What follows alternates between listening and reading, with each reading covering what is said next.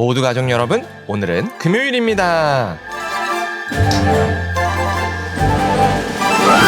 다들 한 번쯤은 힘든 일을 주변 사람들에게 말했다가 너만 힘든 거 아니라는 핀잔을 들은 적이 있으실 거예요. 그래서 요즘은 공감해주는 사람이 좋은 사람이라는 인식이 있죠. 그러나 현실적으로 모든 사람들이 우리를 공감해줄 수는 없는데요. 그렇다면 우리는 마음의 상처를 입었을 때 어떻게 해야 할까요? 그 답이 바로 오늘 본문에 있어요. 그래서 오늘 묵상을 잘 들어보시면 우리가 마음의 상처를 입었을 때 해결할 수 있는 방법을 아실 수 있을 거예요. 그러면 오늘도 묵상에 잘 참여해 주시고요. 꼭 댓글로 무엇을 느꼈는지를 나눠주세요. 그리고 이 묵상을 나눴으면 하는 사람에게 공유해 주시고요. 오늘도 좋아요와 구독 잊지 말아주세요. 아셨죠? 그러면 오늘 본문인 욥기 6장 듣고 올게요.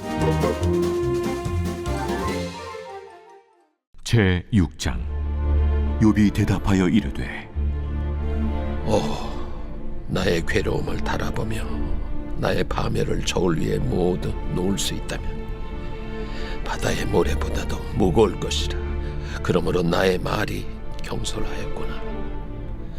전능자의 화살이 내게 박힘에 나의 영이 그 독을 마셨나니 하나님의 두려움이 나를 엄습하여 치는구나.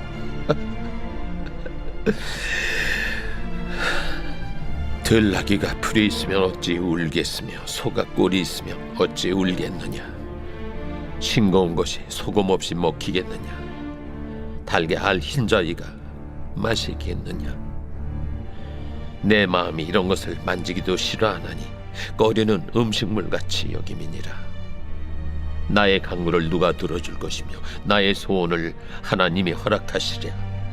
이는 곧 나를 멸하시기를 기뻐하사 하나님이 그의 손을 들어 나를 끊어버리실 것이라. 그러할지라도 내가 오히려 위로를 받고 그칠 줄 모르는 고통 가운데서도 기뻐하는 것은 내가 거룩하신 이의 말씀을 거역하지 아니하였습니다. 내가 무슨 기력이 있기에 기다리겠느냐. 내 마지막이 어떠하겠기에 그저 참겠느냐. 나의 기력이 어찌 돌의 기력이겠느냐. 나의 살이 어찌 노쇠겠느냐. 나의 도움이 내 속에 없지 아니하냐. 나의 능력이 내게서 쫓겨나지 아니하였느냐. 낙심한 자가 비록 전능자를 경외하기를 저버릴지라도 그의 친구로부터 동정을 받느니라. 내 형제들은 개울과 같이 변덕스럽고 그들은 개울의 물살같이 지나가노나 얼음이 녹으면 물이 검어지며 눈이 그 속에 감추어질지라도 따뜻하면 마르고 더우면 그 자리에서 아주 없어지나니 대상들은 그들의 길을 벗어나서 삭막한 들에 들어가 멸망하느니라. 대마의 떼들이 그것을 바라보고 스바의 행인들도 그것을 사모하다가 거기 와서는 바라던 것을 부끄러워하고 낙심하느니라.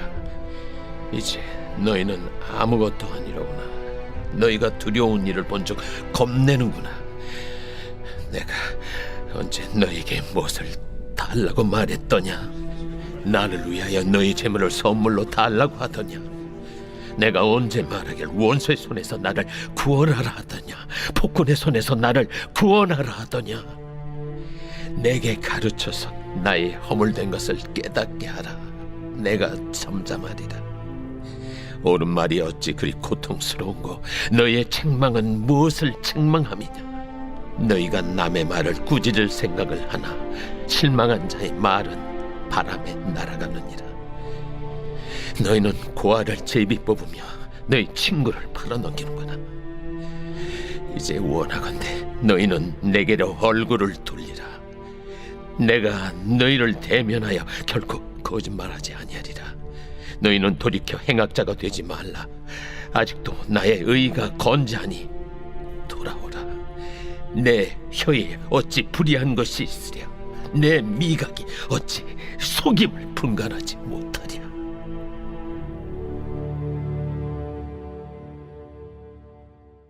욥에게 숨겨진 죄를 회개하라고 한 엘리바스의 말에 대하여 욥이 항변했습니다. 욥은 엘리바스의 넘겨짚음에 속이 답답했습니다. 얼마나 답답했던지 자신의 답답함을 저울에 올려보면 바다의 모래보다 무거울 것이라고 표현했습니다. 그리고 자신이 오직 원하는 것은 죽음뿐이라고 말했습니다. 왜냐하면 욥은 하나님께서 자신의 영혼을 거두실 것을 믿었기 때문이었습니다. 그러면서도 엘리바스에게 서운한 감정을 내비쳤습니다. 사실 욥도 큰 환난을 당했을 때 친구들이 필요했습니다. 그런데 막상 새 친구들이 오자 욥의 아픔을 공감해 주기는커녕 그동안 얼마나 큰 죄를 졌으면 하나님께 이런 큰 저주를 받았냐고 비난했습니다. 그러자 욥은 자신이 친구들에게 돈을 달란 것도 아니고 폭군에게 구해달란 것도 아닌데 왜 자신의 한탄을 그저 들어주지 않냐고 하소연했습니다. 이렇게 욥처럼 큰 고통을 당한 사람은 끊임없이 하소연을 합니다.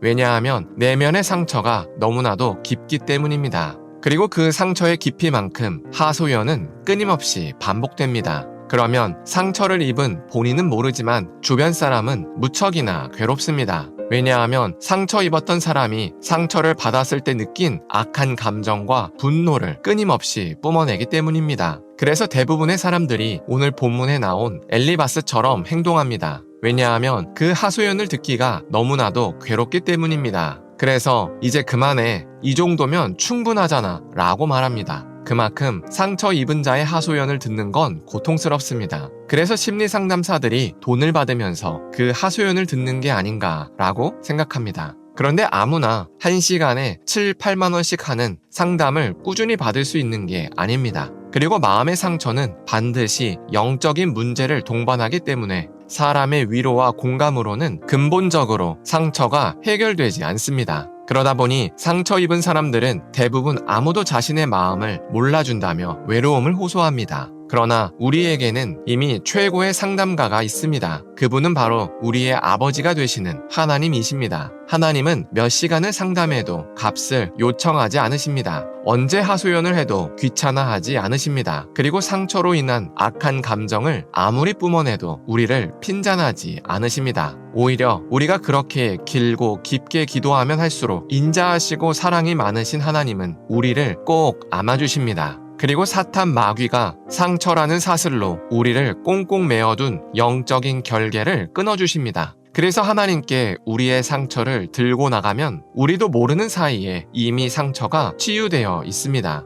그리고 심지어 우리에게 그런 상처가 있었는지도 모른 채 살아갑니다. 그만큼 하나님의 치유는 놀랍습니다. 그래서 우리는 마음의 상처를 반드시 사람이 아닌 하나님께 들고 나가야 합니다. 그래서 우리가 오늘 하루를 살 때 우리의 아픈 상처를 하나님께 들고 나갔으면 좋겠습니다. 그래서 그렇게 하나님께 회복받아서 우리와 같이 상처 입은 자를 회복하는 치유자로 섬겼으면 좋겠습니다. 기도하겠습니다. 사랑의 하나님, 엘리바스의 말에 답답해하는 욥을 나눴습니다. 이처럼 우리는 아픈 상처를 사람이 아닌 하나님께 가지고 나가야 한다고 고백합니다. 그래서 우리의 아픈 상처를 하나님께 들고 나갈 수 있게 하여 주시옵소서. 그래서 그렇게 하나님께 회복받아서 우리와 같이 상처 입은 자를 회복하는 치유자로 섬길 수 있게 하여 주시옵소서. 예수님의 이름으로 기도합니다. 아멘.